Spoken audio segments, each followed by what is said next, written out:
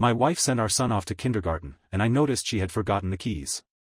Just got downstairs, I saw her walking arm in arm with her first love, laughing sweetly. Tomas, our son, was beside them calling out, "Dad," as though they were the happiest family of three. It wasn't until they noticed me standing behind them that my wife hurriedly pulled away. "He's very ill, with little time left. His only wish is to be with his wife and children. I'm just helping him out," she explained, a nervous edge in her voice. I nodded and turned to take my son to do a paternity test. Tomas struggled, shaking his head. "You're not my dad. Luca's my dad."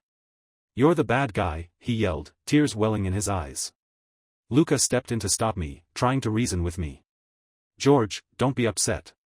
He's just a kid. We're just playing a part in all of this." He continued, "Don't let it affect your marriage. If you really can't handle it, I'll make sure Becky and I never see each other again." I forced a thin smile, not bothering to reply. Before I could speak, Becky Miller stepped in front of me, pulling Luca behind her. She glared at me. "I'm just doing a favor. George. Don't you have any compassion? You're always so angry." I looked at her with a faint, cold smile and handed Tomas over to Luca. "Well then, I wish you and your little family all the best. May you never be apart." Becky Miller's face turned pale with fury as she dragged me into a corner. "George, what's your problem?" she demanded, eyes sharp with frustration. I gave a bitter laugh but stayed silent.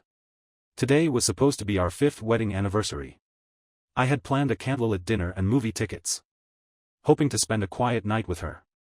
But she said she had already planned to go to the spa after dropping Thomas off at kindergarten. I said I was going to send Tomas off, but she refused again, saying she was afraid I would be late for work. Turns out, she was meeting Luca, her first love. When I wanted to surprise her on our anniversary, she brought Tomas to call Luca daddy. The look on Becky's face told me everything. She seemed annoyed, as though I was intruding on their happy family moment. It hurt to think that Tomas, the boy I had loved and raised as my own, might not even be my biological son. A sharp ache hit my chest, and I blinked back tears, the sting of it overwhelming. But Becky thought I was angry at her. "I told you, it's just because Luca's dying and I'm fulfilling his last wish. Please, don't overthink this." I shook my head. "Since you're so full of compassion, maybe I should make it easier for you. Why don't you go ahead and divorce me, then marry Luca? That way, you can take care of him while he's sick. You'll have everything you want." When she heard my words, Becky stood frozen, speechless. "You're actually saying this to me?" She scoffed. "Do you forget that it's because of me that you have what you do now?" Just then, Luca walked over, holding Tomas in his arms. "Becky, why don't you go back to George? I'll go to the hospital by myself. I've always been alone, after all." He coughed a few times, looking drained as he gazed at Becky. Becky rushed over to support him. "You're not alone. You still have me." Tomas, with his little arms, hugged Luca. "Daddy, you still have me and Mommy." I turned on my heel and walked away. Becky seemed like she was about to chase me. But Luca spoke again. "Go after George. Let me go to the hospital alone." She didn't follow me. It hit me like a ton of bricks. No matter what, she would never choose me. After leaving Becky's house, I went straight to my dad's place. My mother passed away when I was young, and it was my dad who worked tirelessly to raise me. He even suffered a disability from working on construction sites years ago. Because Becky couldn't stand the fact that my dad was from the countryside, she never wanted to live with him. So, after we got married, I bought my dad a house in the neighborhood next door. This way, I could take care of him, and whenever he wanted to see his grandson, Tomas, he could. At one point, Becky even threatened to divorce me over the house. In the end, my dad was the one who proposed putting the house in both mine and Becky's name to settle things. As soon as I opened the door, I saw my father washing discarded vegetable leaves he had picked up from the market. A pang of sadness struck my heart as I rushed forward and grabbed his hand. "Didn't I tell Becky to send you living expenses every month? Why are you still picking up discarded vegetable leaves?" As I spoke, I noticed the neatly arranged cardboard boxes in the living room, things my dad had picked up to sell. Had Becky really never sent him any money, despite me handing over all my salary every month? My dad didn't expect me to come back so suddenly. He looked up with surprise and said, "Son, what are you doing here? Where's Becky? Where's Tomas?" I sighed, looking at his graying hair. A wave of grief washed over me. It seemed like my dad understood what I was feeling. He patted my back and said, "George. As long as you're doing well, it doesn't matter to me. It's nothing." For years, I had been so busy with work and taking care of my small family that I had neglected the man who raised me. Once I divorce Becky, I'll definitely bring my dad to live with me and take care of him properly. I smiled, trying to mask my emotions. These aren't nutritious. Let's go out and eat instead. My dad immediately shook his head. Don't waste money eating out. Wait here, I'll make something for you. He walked toward the fridge, but when he opened it, all that was inside was a bottle of milk that was close to expiring. There was nothing else. He turned around and said, "I'll go buy some vegetables. Remember when you were little? You always loved the meals I cooked." I nodded and went to the supermarket to buy some fruit and supplements. When I returned home, I found the front door had been broken into. Thinking a thief had entered, I rushed inside to check. But instead of a burglar, I found Becky standing in the living room, directing a few people to throw out the cardboard boxes my dad had gathered. She turned and saw me. Her expression smug as she said, "What are you doing here? This place is closer to the hospital. Luca's moving in to live here for his treatment. We'll need to move your dad out for a few days." Her words struck a nerve, and I couldn't hold back my anger.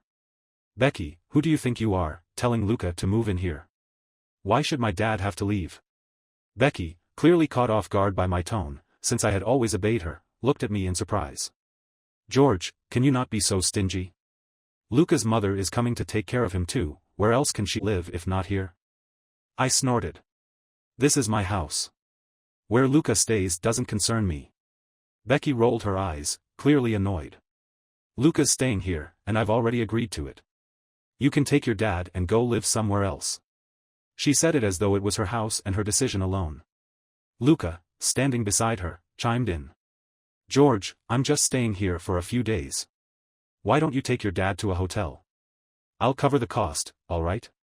I glanced at Luca's smug expression. There was no trace of a sick man in him. Just as I was about to refuse, Becky coldly interjected. "Why should your dad stay in a hotel at your expense? Your money didn't just fall from the sky, did it? It's wasteful for him to live alone in a whole house." She pointed to the property deed. "And don't forget, my name's on the deed. I'm the owner. You're living here at my mercy, so don't even think about opposing me." She continued with a smug, condescending tone. "And don't you forget, George. If it weren't for my family's support, you wouldn't even have been able to go to college. You wouldn't have this nice house. You should be grateful. But instead, you defy me." As she spoke, my anger flared, but I was helpless. I was just a poor student when I became her boyfriend. It was thanks to the Miller family's financial support that I could finish college in this city, and Becky certainly played a major role in my success. But every time we argued, she would throw that fact in my face, constantly reminding me that she was my savior. But none of that gave her the right to cheat on me. Before I could say anything, a commotion came from the door. Mrs. Hand, Luca's mother, moved in with a large bundle of belongings. Several relatives followed her inside. "Wow, my son really knows how to choose. Look at this place, the location is fantastic, the transportation is convenient, and there's so much greenery. It's way better than the house back home. There's another house in the neighborhood next door. You all should move in too, there's plenty of room. Take this opportunity to tour around and enjoy yourselves." She turned around and noticed my dad standing at the door, giving him a disgusted look as she sharply asked, "Who are you? What are you doing standing in front of my door?" She frowned at the pile of cardboard on the floor and clicked her tongue. "Such a high-end neighborhood, and the management lets people like you in to collect trash? People like you carry viruses. Get out, get out." One of the relatives nudged Mrs. Hand and said, "Hey, he doesn't look like someone who collects junk. Maybe he's the caregiver your son hired." "Oh? You're my son's caregiver? Then why are you just standing there? Go clean up and get us some water. Don't you have any common sense?" As she scanned the vegetables my dad had bought, she added with disdain, "Hurry up and cook. Or I'll fire you." My dad, still confused, looked at me for guidance. But before he could say anything, Mrs. Hand shoved him. "Are you deaf, or just too dumb to understand? Look at you, you're disabled. You look like a beggar.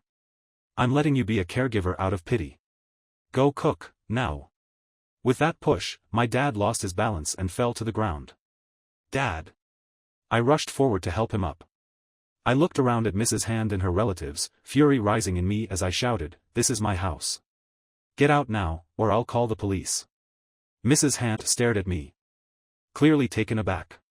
But then, she laughed and placed her hands on her hips. "You're crazy. A junk collector can afford a place like this? And you're telling me to leave? This is my son and daughter-in-law's house. If anyone's calling the cops, it'll be me." I glared at her, taking out my phone to dial the police.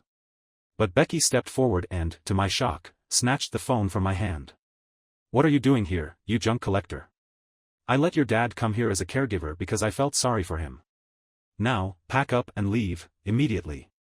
Then she leaned down and whispered to me. "Think about your mistakes. This is the price you pay for going against me. Without me, you'd just be a trash collector." Mrs. Hand smirked and leaned against the doorframe, saying, "You better not take anything with you. Look at you two, pathetic and poor. You probably don't have anything worth taking. Don't even think about stealing from the owners of this house." My dad couldn't take it anymore. He stood up and shouted, "This house was bought for me by my son. If anyone's leaving, it's you." Mrs. Hand was instantly furious. "What? Are you trying to extort me? Let me teach you a lesson today." With that, she raised her hand and slapped my dad across the face. Her slap was full of force, and my dad's face immediately swelled up. I reached out to support him, but Luca stepped forward and blocked me. "Why are you still here?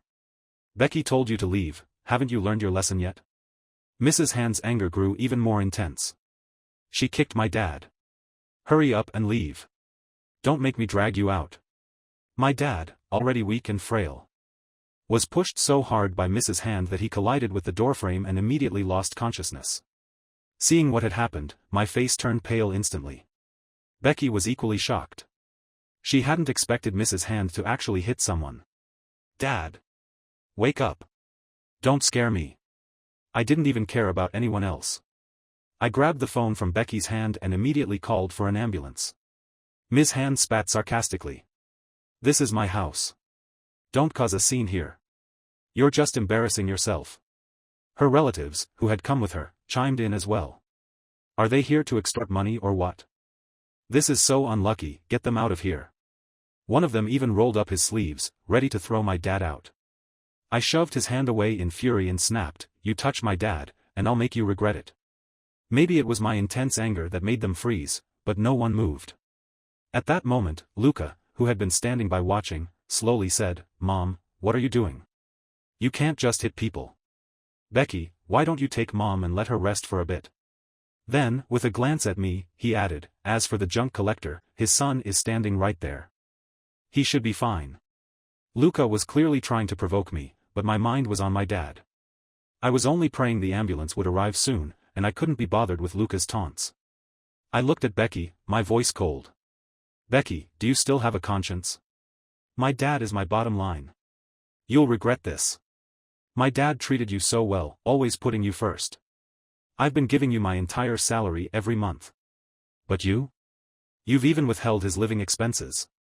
And now he's lying here, his life hanging in the balance, and you're still going to care for the person who hurt him?" Becky's eyes flickered with hesitation. She bit her lip and started to speak. Before she could finish, Ms. Hand exploded. "Who are you calling a murderer? You're the one twisting the truth.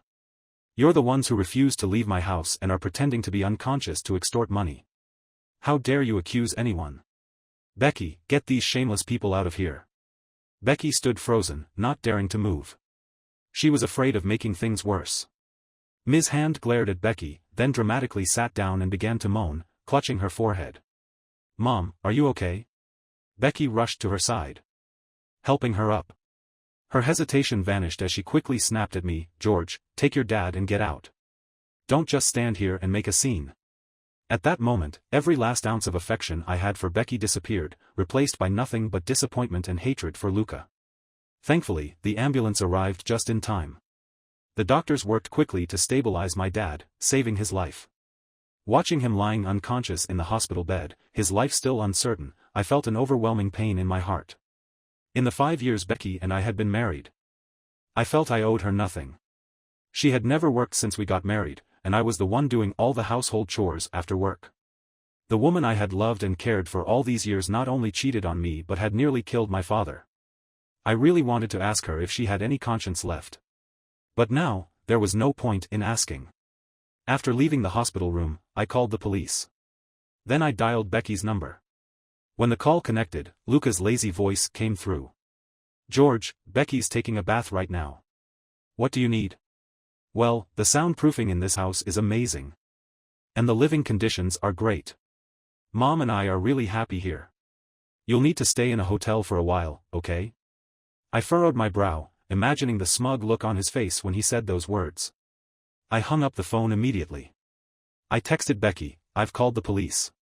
Less than a second later, Becky called me back. As soon as I answered, I heard her frustrated voice. "Why did you call the police? Am I committing a crime just by living in my own house?" When I didn't answer, she softened her tone. "It's just that I didn't spend our anniversary with you. I'll make it up to you tomorrow, okay? George, you need to learn to be grateful. Without me, you wouldn't have your son or your house." Before she could say more, I cut her off. "I've already done the paternity test with Tomas. It's up to you whether to divorce by agreement or by prosecution. And I've called the police. This won't just be swept under the rug. I've already retrieved the security footage from the house, and we'll see each other in court." Becky shouted, "I don't." I ended the call and turned off my phone. The next day, Becky came to the hospital with Luca and Tomas. I blocked their way at the door to the ward. "What are you doing here?" Becky, holding Tomas, looked at me and said, "George, what did you mean by your call earlier? Tomas is your son." I scoffed. "Becky, the paternity test results are in. Want to see them?" Becky's face turned pale, and she glanced at Luca before speaking. I did the math. During that time, I was only with you and Luca, and I was closer to my ovulation period when I was with you. Tomas should be your son. Even if Tomas isn't your son, he's called you Dad for so many years. George, you can't be heartless. Without the financial support from my family back then, how would you have what you have now?" I snorted. "The money your Miller family gave me? I've paid it all back, with interest. As for why you married me in the first place, you know exactly why. Becky hadn't planned to keep the baby when she got pregnant. But the doctor told her that because of damage to her reproductive system, this was her only chance to be a mother. That's why she married me and had Tomas." Luca gently patted Becky's shoulder before turning to me. "Sorry. George. A few weeks before you and Becky got married, she came to me, but I was already dealing with some problems with my girlfriend at the time. We didn't have much choice. Now that things have gotten this far, it seems pointless to keep dragging it on." I took a deep breath and remained silent. He smiled and then continued, still with that smug expression on his face, "I feel bad that things got so out of hand, but well, here's the deal," Luca said, "name your price. And I'll pay you. I know you're doing this on purpose because you care about Becky and want her back. But your actions will only make her hate you more." Becky sneered when she heard this. "That's right. You're only making me more annoyed with you. After all these years together, how could you possibly be willing to divorce me? Don't even bring up Tomas, he'll still call you Dad. You keep talking about going to court, but you're just hoping I'll come back to you. Get your dad discharged from the hospital quickly. Are you trying to scam money by staying here? Stop making yourself look so pathetic." I glared coldly at both of them. They were the ones who had put my father into a coma, and instead of taking responsibility, they were twisting the truth. I wasn't going to tolerate this anymore. "Becky, what you think doesn't matter to me anymore. As for compensation, my lawyer will be in touch with you." Becky glared at me, her eyes full of anger. "George, what are you talking about? How could you treat me like this?" Luca pulled Becky to his side and, with an annoyed expression, spoke to me. "George. This has nothing to do with Becky. She's just too kind and was helping me fulfill a wish. As for your father, I'm sorry, and I'll take full responsibility. Whatever compensation you want, I'll pay it. Just don't make things harder for Becky." He sighed dramatically, placing a hand over his chest and coughing twice. Becky, with a look of heartache, grabbed Luca's hand and softly said, "Luca, you didn't do anything wrong. You don't need to apologize. I won't let you take responsibility for this." Then, turning her gaze to me, she sneered, "George. stop causing trouble. You really think Luca should pay you? Don't pretend you don't know your dad is just faking his illness. I shouldn't have come here today. It's sickening. She grabbed Luca's hand, furiously turning to leave. Luca pretended to block her, but the smug look in his eyes was unmistakable. I have seen Luca's face like this countless times, and Becky has taken his hand and walked away from me countless times. From my initial anger to the later exhaustion, and now, the indifference, no one knew the emotional turmoil I had gone through. If I had let go sooner, maybe my dad wouldn't still be lying in a coma in the hospital. Luca, still feigning concern, added, "George, don't make Becky angry anymore." Becky turned to Luca and sighed, "I should have just stayed home and had dinner with Mom. I'll let the police decide if my dad's really faking it or not." Becky rolled her eyes, and Luca gave me a mocking look. Since our marriage, Becky had rarely called my dad, Dad, and when she was upset, she would even address him by his full name. Sometimes, it took several reminders to get her to come back and have dinner with him. A woman like this. I had only now come to truly see for who she was. Becky tried to say something else, but I was done listening. I turned to Luca and said, "As for you, Luca, instead of trying to stir things up here, why don't you go home and check on your mom? Maybe you'll still have time to send her off." Luca's mocking expression instantly vanished. He frowned and asked, "George, what did you do? Didn't I apologize to you already? You didn't really call the police, did you? Is this really necessary?" He quickly pulled out his phone and dialed his mom's number. Luca's face grew darker with each passing moment as he hung up the phone, grabbing Becky's hand. "Becky! He had the police arrest my mom. George, how could you do this?" Luca shouted. "I didn't expect you to be this vengeful. My mom's so old, how could you do something like this?" Becky's expression also changed as she turned to me, scolding, "George, you're calling the police over something so trivial? How can you waste police resources like this? Luca's mom's health isn't great. Do you think you can take responsibility if something happens to her? Get the police to release Luca's mom, and I'll forgive you. Otherwise, I really will get angry. Can't you show a little class? This is such a small matter, and you're calling the cops?" I was furious.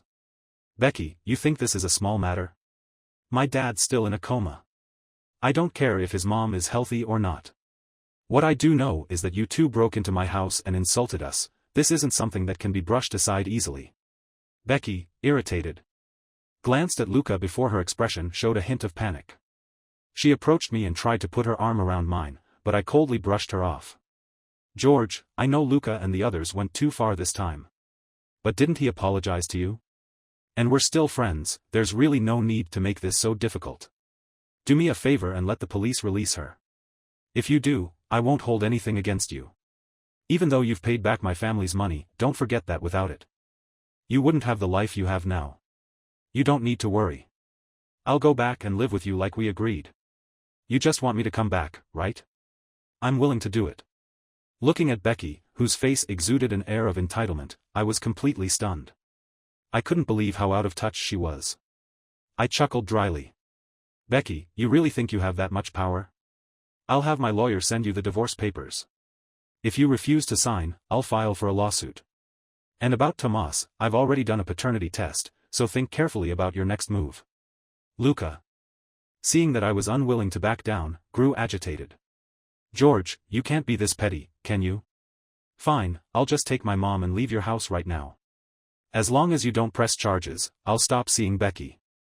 I just want you to treat her right and not make her angry anymore." At this point, Luca was still trying to stir things up. Every time he said he'd stop seeing Becky, she would always jump in to defend him, fulfilling all his demands without question. This time was no different. As expected, Becky patted Luca's hand comfortingly and then snapped at me, "George, you'll regret this. It's just a few days of staying here to see a doctor, and you're making such a big deal out of it. You don't even have that kind of vision. What kind of man are you? I was wrong about you. Luca and I have always just been friends.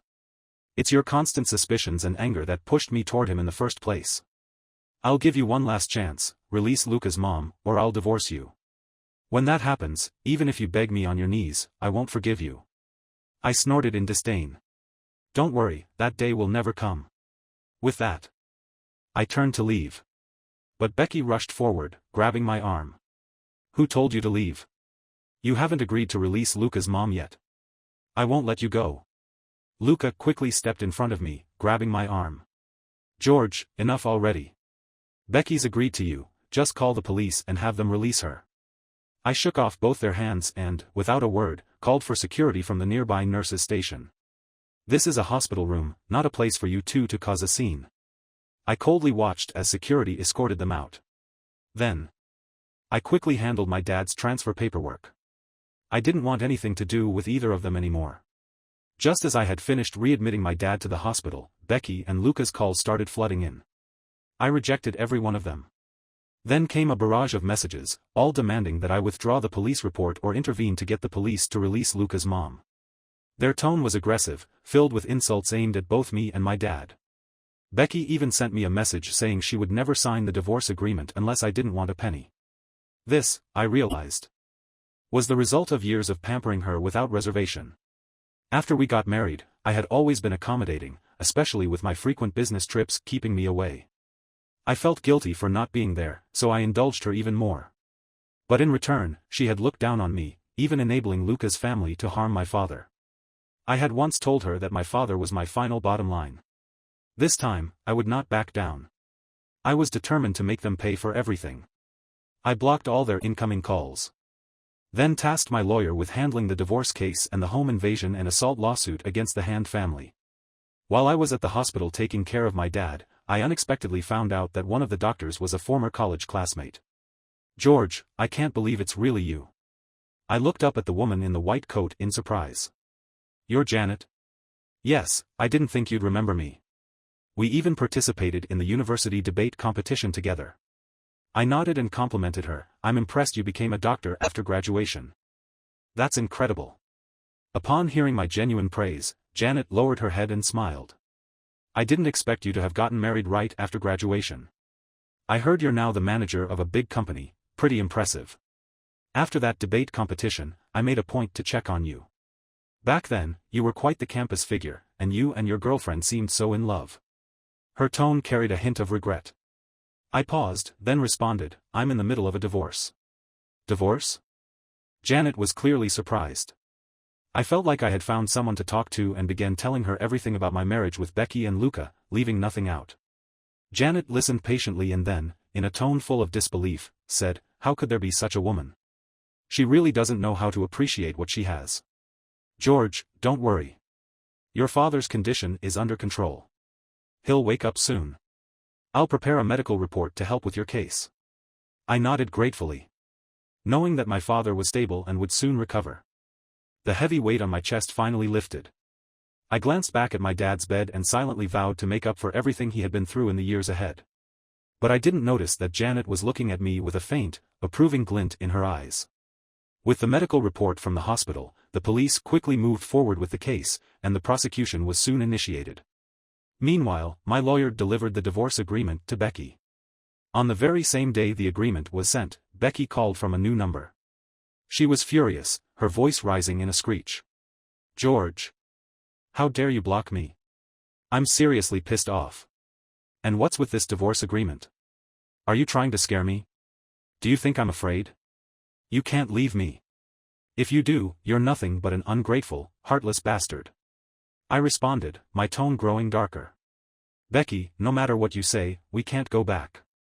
I'm not trying to scare anyone, I just want to get justice for my dad. I took a deep breath. I've already told you, I'm divorcing you.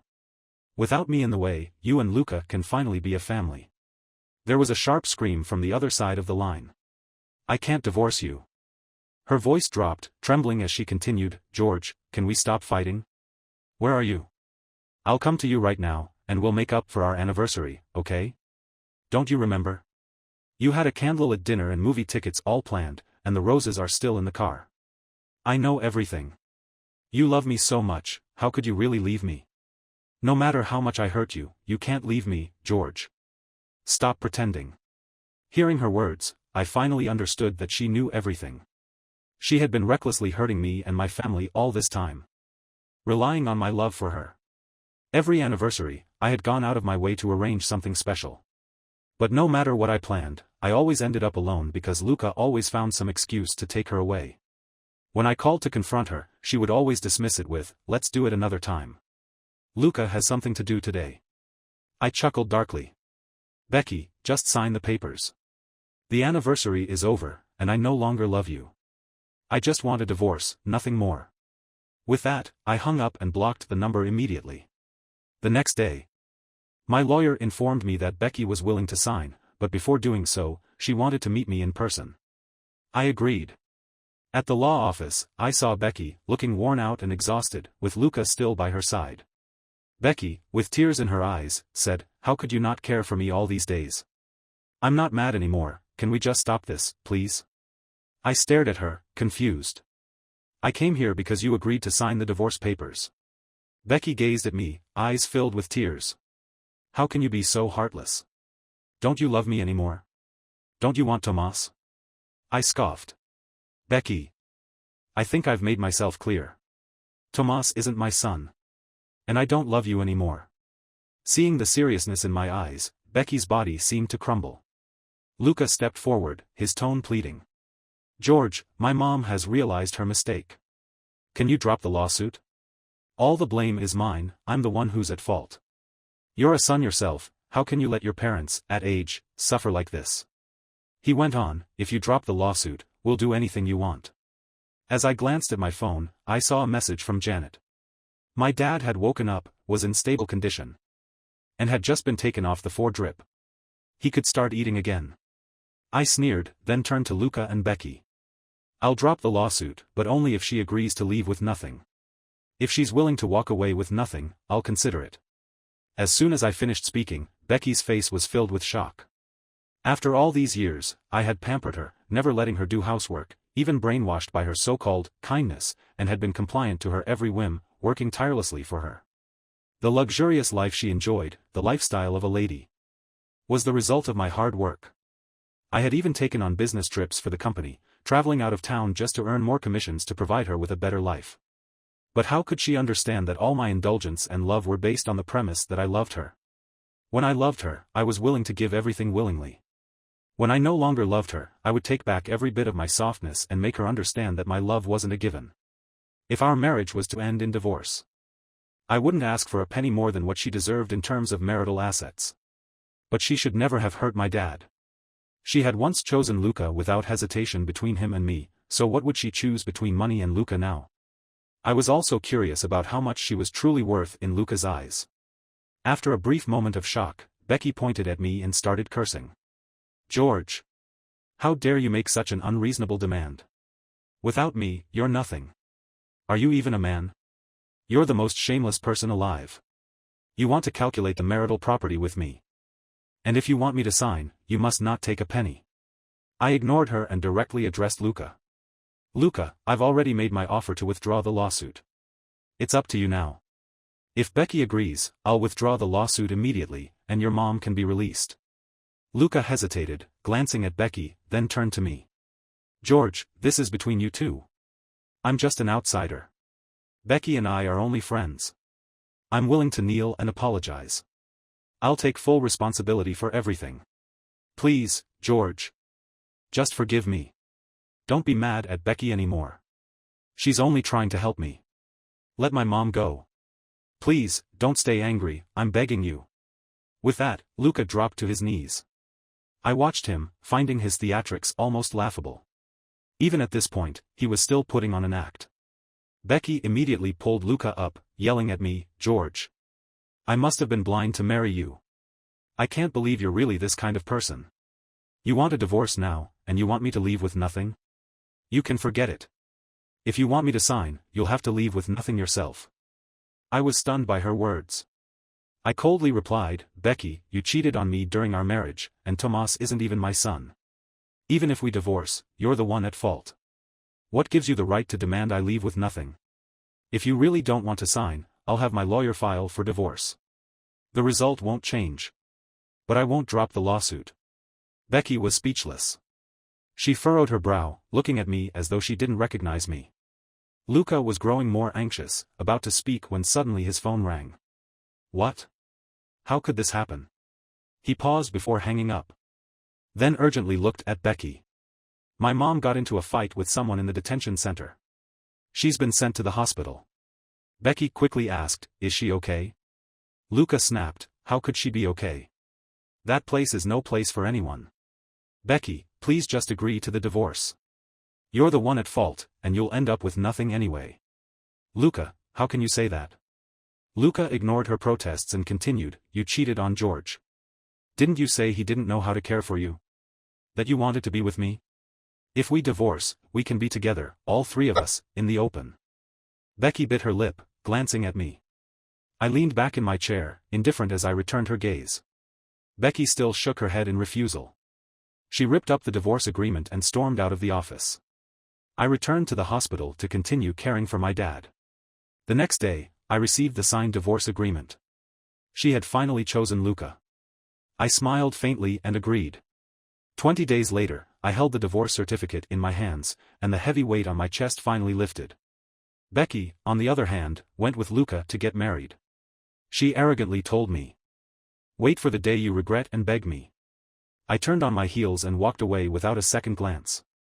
2 years later, while Janet and I were shopping for our first wedding anniversary gift in the mall, I received a call from Becky. George, how have you been? Janet was busy browsing for a new limited edition bag at the counter, but on the phone, Becky was crying as she said, I really miss you. Everything that happened before, it was my fault. Can you forgive me? George, I love you. I was just deceived by Luca. He said Tomas isn't his. That he wouldn't take care of him. Tomas cries every day, saying he misses his dad.